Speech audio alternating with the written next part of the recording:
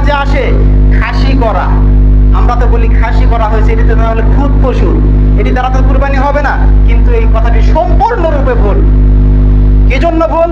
সুস্পষ্ট হাদিসে এসেছে। ইবনু মাজাহ আপনি খুললে পেয়ে যাবেন 3122 নম্বর হাদিস। ইবনু মাজাহ 3122 নম্বর হাদিস। আবি হুরায়রা রাদিয়াল্লাহু আনহু বলেন, আন্নান নবী সাল্লাল্লাহু আলাইহি সাল্লাম কানা ইযা আরাদা আইয়ুযহিয়াশতারা, আল্লাহর নবী সাল্লাল্লাহু আলাইহি সাল্লাম যখন কুরবানি করার জন্য ইচ্ছা পোষণ করতেন, আল্লাহর নবী সাল্লাল্লাহু আলাইহি সাল্লাম যখন কুরবানি করার জন্য ইচ্ছা পোষণ করতেন, কাবশাইনে আযিমাইনে সামিনাইনে আমলাহাইনে আকরানাইনে মাউজুয়াইনে, তখন আল্লাহ নবী সাল্লাল্লাহু আলাইহি সাল্লাম দুইটি মোটা তাজা মাংসওয়ালা শিংওয়ালা ধূসর বর্ণের মাউজুয়াইনে এবং খাসি করা দুটি ভেড়া, দুটি মেষ ক্রয় করতেন। মাউজুয়াইন অর্থ হচ্ছে খাসি করা। মাউজাইন শব্দ ব্যবহার হয়েছে। এরপরে মাসবুবন শব্দ ব্যবহার করা হয়েছে, মাসবুবন।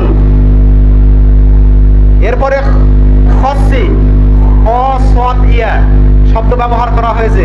এর অর্থ হচ্ছে যেই পশুর অন্ডকোষ বের করা হয়, এই অন্ডকোষ বের করা হয় এই পশু দ্বারা আল্লাহ নবী সাল্লাল্লাহু আলাইহি সাল্লাম নিজে কুরবানি করেছেন। হাদিস ইবনু মাজাহ 3122 নম্বর হাদিস, টনটনা সহিহ হাদিস রয়েছে। কাজেই যে ব্যক্তি ফতোয়া দেয় যে এটি একটি খুদ, এটি খুদ নয়, বরং এটি উত্তম। খাসি দ্বারা কুরবানি করাই বরং উত্তম।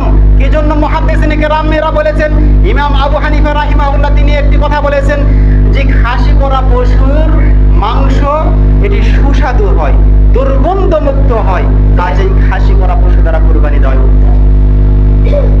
এর মাংস রুচিসম্মত হয়, সুস্বাদু হয়, দুর্গন্ধমুক্ত হয়। আপনি যদি পাঁঠা দ্বারা কুরবানি করেন সমস্যা নেই, খাসি দ্বারা কুরবানি করা যাবে, এতে কোনো সমস্যা নেই। বরং মাংসের দিকে লক্ষ্য রাখলে পাঁঠার চাইতে খাসি দ্বারা কুরবানি করাই উত্তম। আল্লাহ নবী সাল্লাল্লাহু আলাইহি সাল্লাম যেহেতু নিজেই করেছেন খাসি দ্বারা কুরবানি, কাজেই এখানে কোনো সন্দেহ রাখা যাবে না, কোনো সন্দেহ এখানে চলবে না।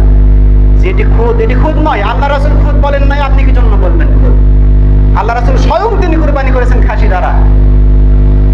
কাজেই খাসি দ্বারা আমরা নির্দ্বিধায় কুরবানি করতে পারি, বলদ গরু দ্বারা আমরা নির্দ্বিধায় কুরবানি করতে পারি, কোনো সমস্যা নাই কুরবানির এখানে ইনশাআল্লাহ।